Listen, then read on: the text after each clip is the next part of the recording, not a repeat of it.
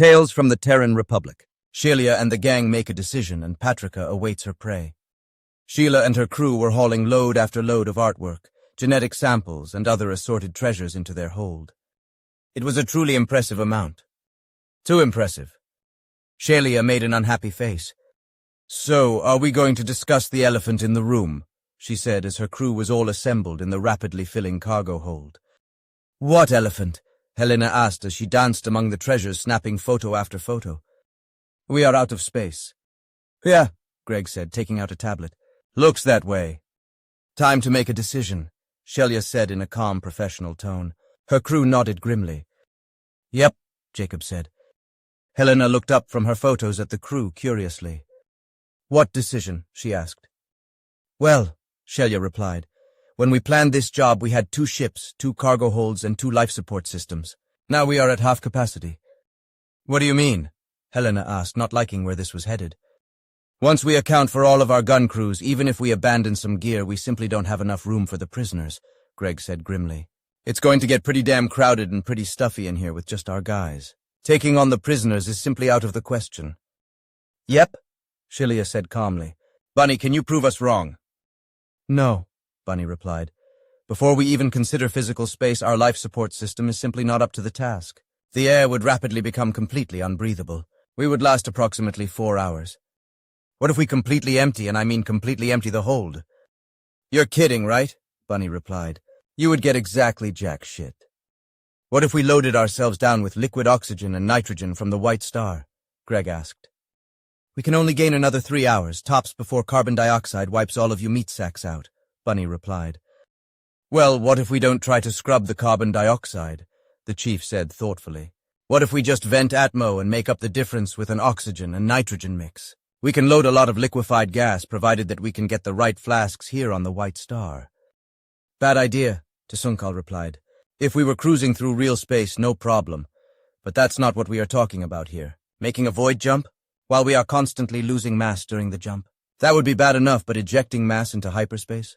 While we are moving through it, it would create thrust, and that thrust or drag, I don't even fucking know, would be impossible to predict. Things work differently in hyperspace. Even what you would consider an insignificant amount of thrust would be more than enough to completely fuck things up. I'm sorry, but even I'm not crazy enough to do that.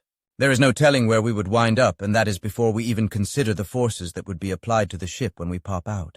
It's suicide, even by my relaxed standards. Damaged warships jump all the fucking time, and they are sometimes venting Atmo, plasma too, and a lot more than what we are talking about here," the chief said. "Been there, done that. We popped out just fine." "Yeah, system to system," Tsunkal replied. "We are dealing with the fucking void here. The slightest imprecision or inaccuracy is magnified by many orders of magnitude. We don't have a solid starting reference point or a gravity well to soak up any little pesky rounding errors. You popped out just fine, but I bet if you ask the navigators, you managed to hit the right solar system, and that was it. You were nowhere near where they planned you to be. Being off by a few dozen light minutes or even a couple of light hours isn't a big deal, especially in an emergency situation like that. Those light minutes or light hours can easily become light years when we are dealing with the void. I wish I was exaggerating. That additional error could very well mean that none of us make it home." "Well, shit," Greg said. "So much for that, then." "What if we—" the chief began. "Why are we wasting breath discussing this?" Gloria asked in her trademark dead voice. "It's not like they're—" "Not like they are what?" Helena snapped. "People." "Exactly," Gloria responded with absolutely no emotion. "They are just—" "What? Just what?" Helena asked, raising her voice. "What are we?" "Just because you get a pass because Killer over there has gotten whipped doesn't mean that you aren't just a little slice of pork just like the rest of them," Gloria said, looking at her with dead, doll-like eyes. She turned to the group. "Let's just smother them and be done with it." "Oh, fuck no," Helena shouted. "We aren't people." "Really?" she yelled, her voice cracking with emotion. "Nope," Gloria responded. Helena pulled out a tablet and pulled up a file. "She isn't a person," she yelled as she played part of an interview with Elizabeth, Rupert Glent's daughter. "So aren't you afraid even a little bit?"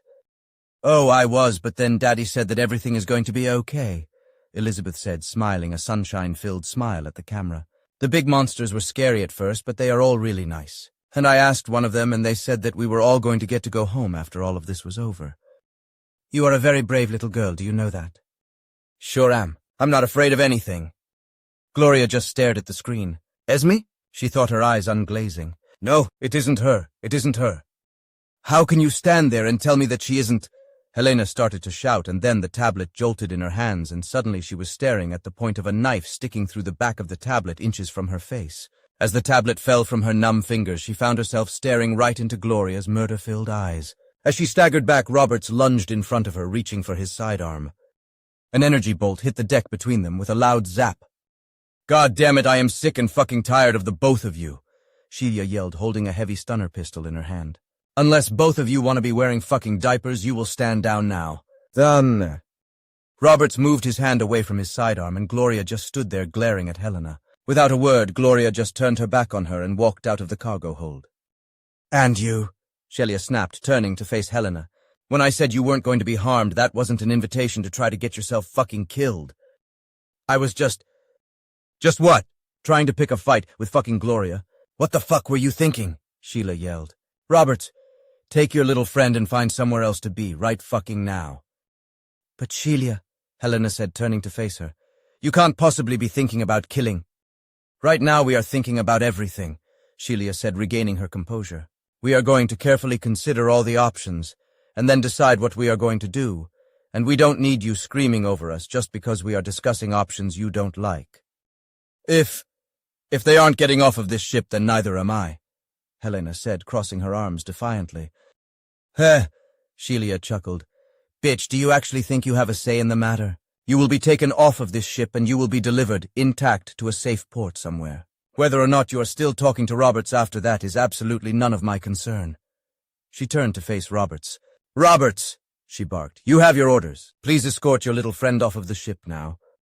Come on, Roberts said, gently placing his hand on Helena's shoulder. She angrily shrugged it off and walked away. Gloria was pacing back and forth in the cargo hold, trying to regain her composure. Helena's right. They're people, the little voice in her head said. No, they aren't. They are just fucking porkies. That girl looked a lot like people. It was a fucking piglet. She looked just like Esme did back then. She isn't hurt. She's dead. The fucking porkies killed her. They're people. Bullshit! Gloria snapped to herself. Just fucking bio-waste. Sam was people. No, he wasn't. He liked you a lot. You liked the little goofball, too. No, I fucking didn't. He was just part of the fucking job. Gloria kicked a crate, cracking the plastic. Just another piece of porky trash. You liked him and you killed him. She kicked the crate again, breaking it further. He was people. When he said he wanted to keep in touch after the cruise, part of you really wanted that. No, Bob. They were all people. All of them. Gloria winced as images of nuclear blasts flashed across her mind. An image of a juvenile, something or other, on a video call with an adult in orbit, trilling, happily waving a plush toy to the delight of the adult just before the warhead hit the spaceport. That was definitely a people. We don't think about that, ever. We never think about that. Gloria paced, shouting back and forth. Never. It wasn't a person. Foul. They were all people, all of them. No, we can't do this right now. I'm on a mission. A mission. A mission. Gloria breathed deeply in and out. A mission. A mission. Come on, girl. Just like back then. A mission. And everything went numb. Gloria glanced over and saw Helena just staring at her from across the bay, with Roberts looking at her with his hand on his sidearm. Gloria just shrugged and walked away. Helena just stood there, trying to process what she just saw. For just a moment she saw a look of pure anguish in Gloria's eyes before they turned back into those sick, glassy, dead things that were normally in her head. Wow, she said to Roberts. Yeah. Is she always like that? No, this is definitely not normal. Something is really wrong in there this time, worse than usual. Do we need to tell Sheila? Yeah. Did you get what she was screaming? Helena asked. No, and I'm kind of glad I didn't, Roberts replied. A few minutes later, Sheila and the crew walked out of the paper tiger and headed over to Helena and Roberts. Well, we figured it out, Sheila said to Helena. And you will be happy to know nobody is getting smothered or abandoned. They aren't, Helena asked hopefully. Tusunkel is going to calculate a jump for the whole White Star into an empty star system in Federation space, Sheila said matter-of-factly. Then once he has the next jump ready, we just shove them into the escape pods and flush them. Then we do one hyperspace broadcast right before we do another void jump. That way the porkies don't die and we still get to dump the ship. Why is it so important that you dump the ship? Helena asked. Well, we want Axion to take a total loss, especially after that Bruce bullshit, Sheila responded. Also, there is no way in hell we can clean the whole ship, and if the feds get their hands on it, they will go over it atom by atom. We don't really care about us that much. This is too big not to get out, but the crews. We need to protect them, and losing the ship is the only way that can happen. Makes sense, I guess, Helena said thoughtfully. Oh, Sheila, we need to tell you about Gloria. Oh, fuck, not this again, Sheila snapped. Just fucking drop it. No, you really need to know what we just saw. Gloria wandered through the White Star, not really thinking about where she was headed, until she wound up in front of the door to Sam's cabin. She opened the door and curled up on the bed. Gloria, this is Sheila, Sheila said over Gloria's communicator. Yes, Gloria replied in a dead flat voice. Everything good? Yes, why wouldn't it be? Look, Gloria, if something is up, you can tell me, okay? Everything is nominal. I have made a tactical decision to remove myself from the situation, Gloria responded in a completely dead voice. Okay. I have no assignments for you at this time, Sheila said in a calm, professional voice. Just stand ready for now. Understood. Gloria out. Sheila looked at her communicator uncertainly. She sounded normal, but her gut wasn't happy. So, Bunny, Sheila said into her communicator. What is her location? Crew quarters, cabin 115. Well, at least she is safely out of the way, Sheila replied. Yeah, about that, Bunny replied. Cabin 115 is assigned to Lieutenant Commander Samuel Wilson. And I just reviewed all applicable footage. He was the individual that she used to gain access to the bridge. They were quite familiar with each other, right up to the point she lopped his head off. Ah. Yeah, I'm not an expert on human behavior, but isn't that just a little bit really fucking weird?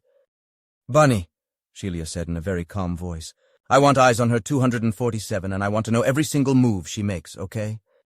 Got it. And don't tell a soul about this, not even Jessie. Got it. For now, we are just treating this like she is just having a moment. Understood. I'm really wishing we never set foot on this fucking ship, Bunny. Can't imagine why. The next day, back on Terra, John carefully eased his feet off of the bed and slowly put his weight on them. Everything worked. Everything hurt like a bitch, but everything worked. And now I can go to the bathroom all by myself, he chuckled. A few hours later, Dr. Balkan was standing in front of him with a scanner. If I didn't see it with my own eyes, I wouldn't believe it, he said as he looked at the scanner's screen. This is completely freaky. So can I go? Don't see how I'm going to stop you, the doctor laughed. But to answer your real question, everything is healed up to the point that there is little risk to you heading out as long as you act like you have some fucking sense. No jogging or backflips, and I would hold off on the old in and out for a few more days. What if I just lay there? Face up, yes. Face down, no, the doctor laughed. I'll bear that in mind, John laughed. He then pulled out his tablet and started searching for cargo transports to the Federation capital. Your ladyship, Marrow said as he walked into her office. John Wintersmith has disappeared. Oh, did he now? Patricia asked in a delighted voice. We had a full surveillance team in place and he just disappeared. It's inexcusable, Marrow snarled. I will personally... Oh, Marrow. Patricia laughed a magical laugh. We are dealing with John Wintersmith here. I would expect no less. In fact, I would be greatly disappointed otherwise. My lady? So is my office ready? Almost, my lady. Well, have them put a rush on it? She laughed happily. I expect him here at any minute. Yes, my lady. This is going to be absolutely delightful, she exclaimed happily as she pulled out a mirror and carefully retouched her makeup. May I ask a question, my lady? Of course, my child. What is it? Why didn't you eliminate him on Terra? Eliminate him, she asked with a wonderful laugh. Now why would I do something like that? If not that, then simply have him replaced. His medical condition could have been leveraged into a fast replacement with someone more agreeable. And lose him? Absolutely not. My lady. Marrow, my child, you are an amazing tactical thinker, but you need to think more strategically. John Wintersmith is a singular individual and would be an amazing asset to... possess, she said with a wicked smile. Possess, my lady. Yes, possess, she said as her emerald eyes glittered happily. I'm going to enjoy breaking him. I am not entirely certain he will break easily, my lady. It would be no fun at all if he did, child, she laughed. But in the end they all break, don't they? Yes, my lady, Marrow said with a knowing smile.